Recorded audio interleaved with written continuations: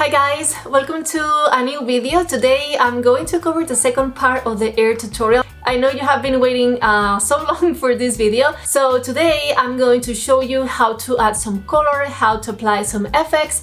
I'm going to try to make it as simple as possible so every one of you, no matter if you are a beginner or if you have more experience, can follow the steps.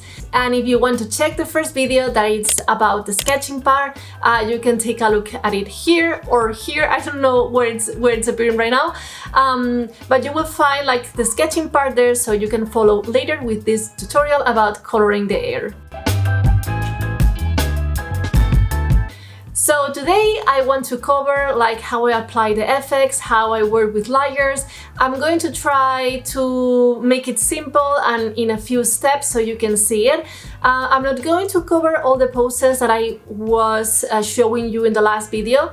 The process is pretty much the same in all the different views, but what I'm going to do is I'm going to show you different air colors to see how the effects that we are going to apply works different on them, because sometimes when you think that one blending mode is going to work in some color, base color air, if you change that color, probably it's not going to be like the appropriate one and you will need to change it. So I'm going to cover that and I'm going to show you in the 3/4 view how I'm doing all this process. So let's jump to Procreate. So when I paint air, I like to divide the process into different steps. So normally I always try to start with the light strands.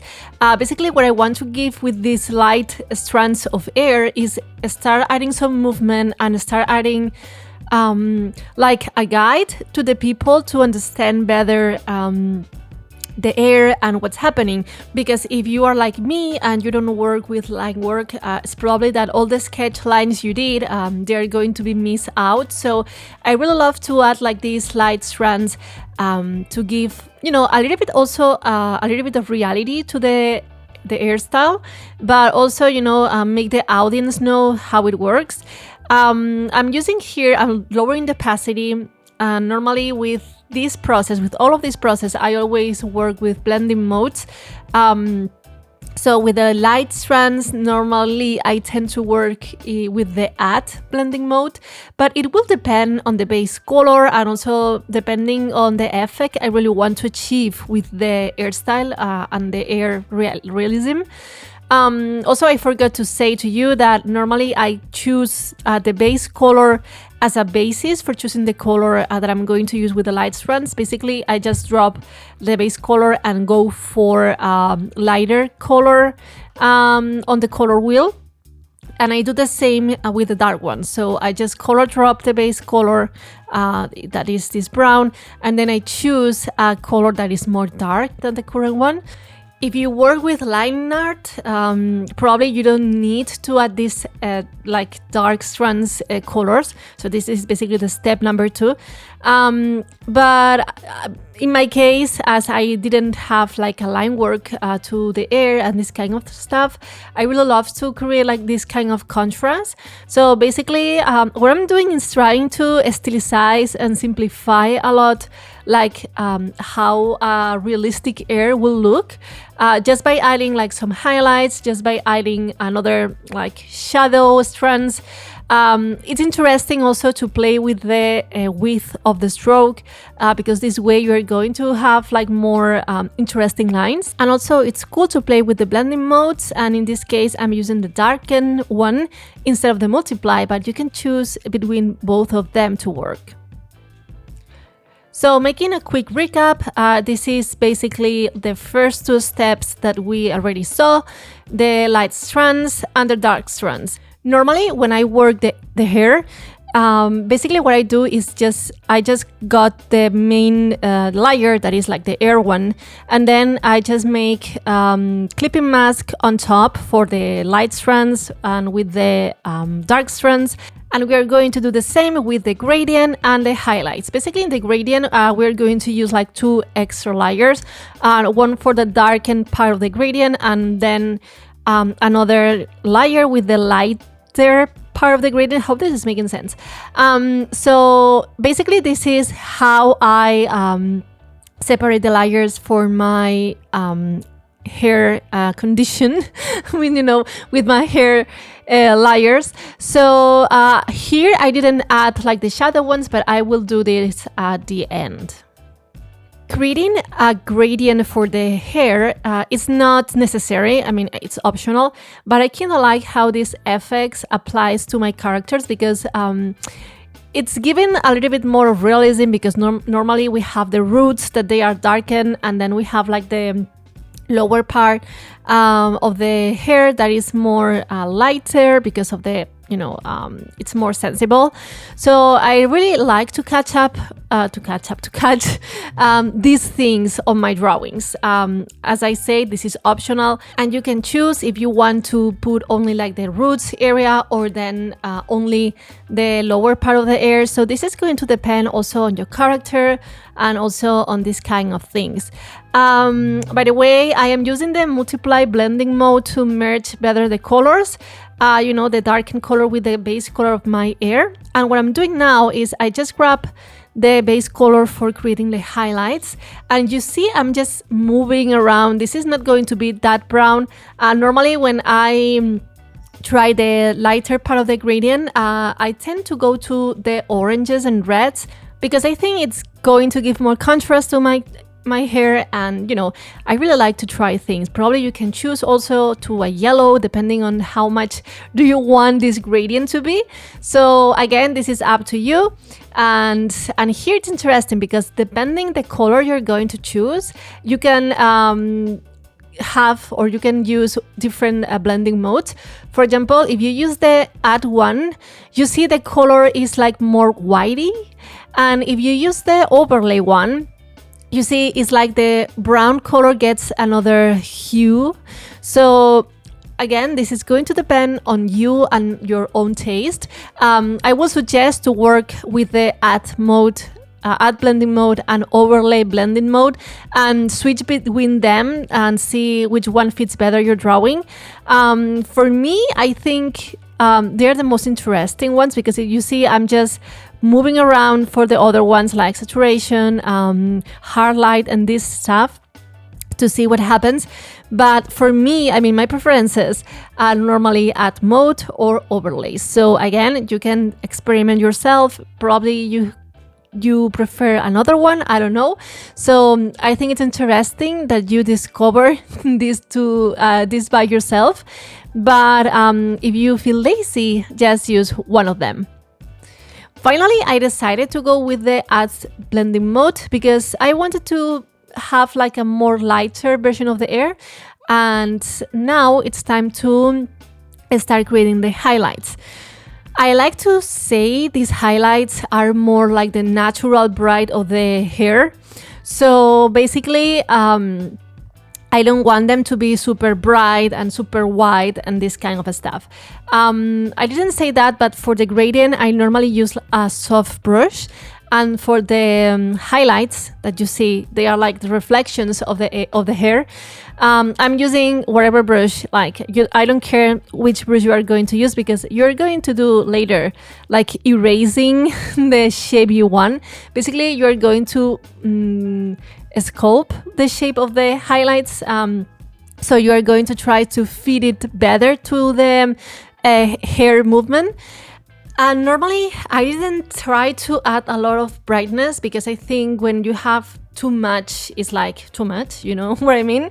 So normally I tend to draw like two different lines, one on the bottom and then one on the top of the hair. But if you have another length of hair, and if if it's very long, so probably you will need to add another one. So this is going to be depending on the length. And you see what I'm doing right now? I'm just erasing and giving this semicircle size to the drawing just to make, trying to difference or put difference on the different strands that I already draw. I mean, I'm not doing specifically with every single strand, but I'm trying to give like the image or represent how the reflection of the hair is going to look in reality, but in a more simplified way. Hope this is making sense. Sorry guys, because it's very complicated to explain these kind of things when you are when you do that just in a natural way. But I think it looks so nice, and I think it's more, I mean, it adds more detail rather than just draw a line and leave it this way, you know. So I think it's more interesting also for your drawing, just adding small details in these kind of things instead of, you know, put a lot of decorations and stuff. So I keep modeling my highlights, you see guys, trying to have, making the lines even. I made a very chunky line, then I am just making them lighter. And now you see I'm using the overlay blending mode to create this brightness, because if I add blending mode, what it's happening is like, it's more white, you know what I mean? It's more white. The color that it's underneath, it didn't pop up, and if I use the overlay one, the color that it's underneath, it's looking more brighter and it's looking also more natural. So I want to get this effect, this natural thing in this air. As a recap, again, like the second recap that we have in this tutorial, I just write down here which blending modes I have been using for each one of the steps. So for the light strands, I use the add blending mode. You can use also the overlay, but normally I tend to add the add mode because in this way I don't care if the light strands, they are a little bit more white instead of popping up the color that I have underneath. For the dark strands, I use the multiply blending mode. You can also use the darkness. You can try and see depending on the base color that you have. For the gradient, we have two layers, remember? So with the dark one, I use the multiply blending mode, and for the light one, the light part, I use the add blending mode or the overlay. We already saw that before. And for the highlights, these natural highlights of the air, that it's not like any light source, you know what I mean? They are not coming for a light source. So for this one, I really love to work with the overlay because it looks more natural. But again, I will suggest to you to use or to try the add blending mode, or even the lights, you know, the hard light, soft light. If you are working with another color, you know, another more fantasy color like pinks, purples, blues, because probably you can also have like nice or achieve a nice look to your hair.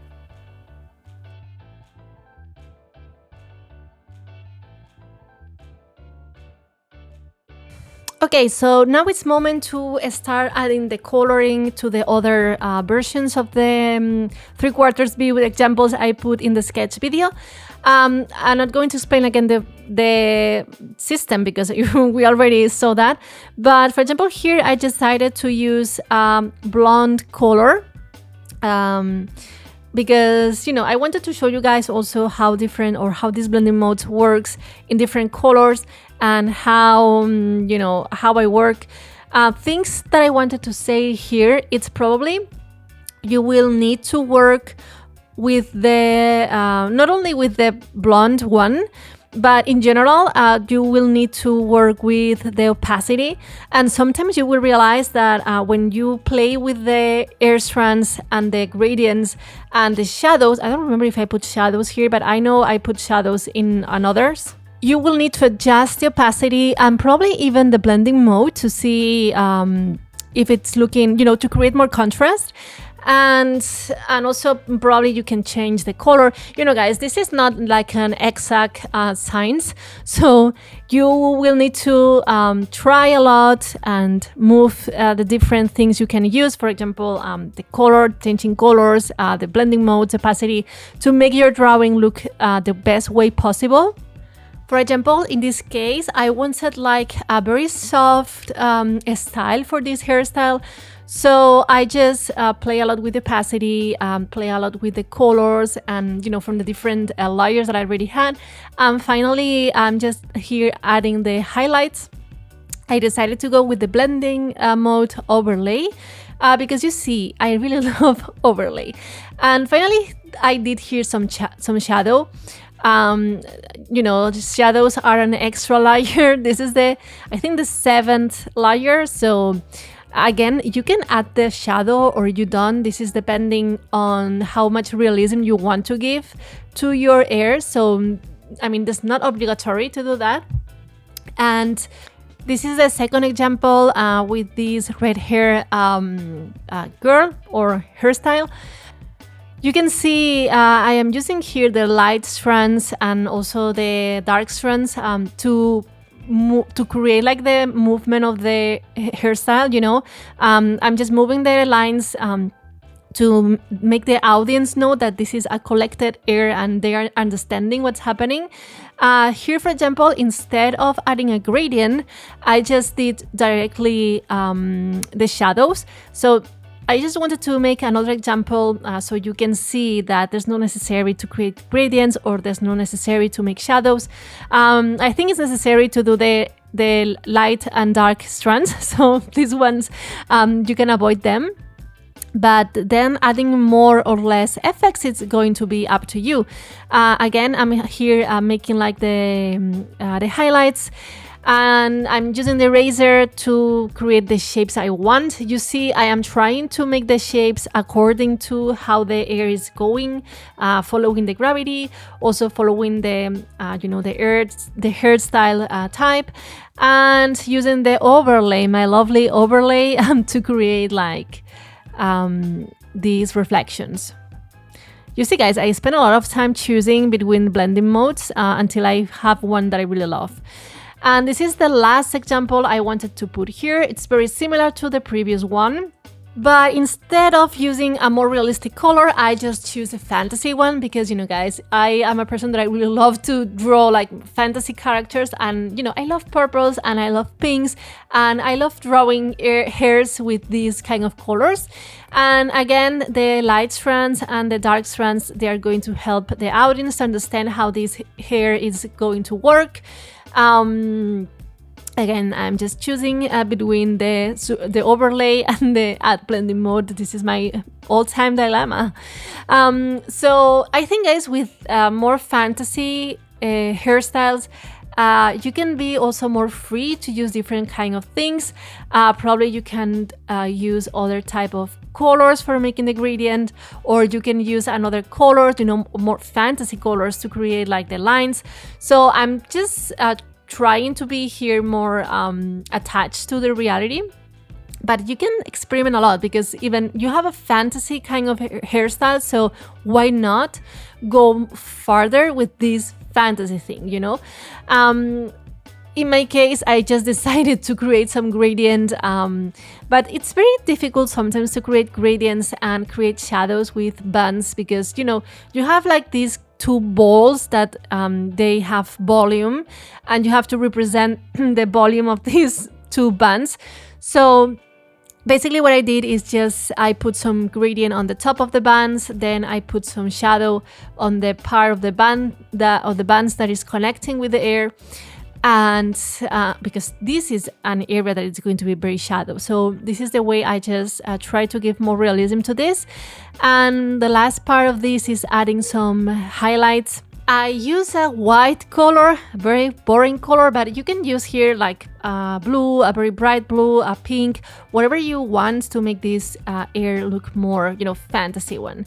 And also using the overlay blending mode to make these reflections work. So now that you know how to do the air, I'm hoping to see more of this kind of brightish, not from the England, but, you know, brilliant kind of air. Hope this tutorial helped you to get better airs or more simplified airs. I mean, I know I'm saying simplified and we have been working with 6 layers, but you know what I mean, guys. Hope this tutorial makes your air pop up, and also hope you find it useful if you are a beginner and you don't know how to draw air and paint air. So hope this tutorial is for you. And if you like to see more content like that, please subscribe to my channel so this way I can continue creating more small tutorials that can be helpful for you.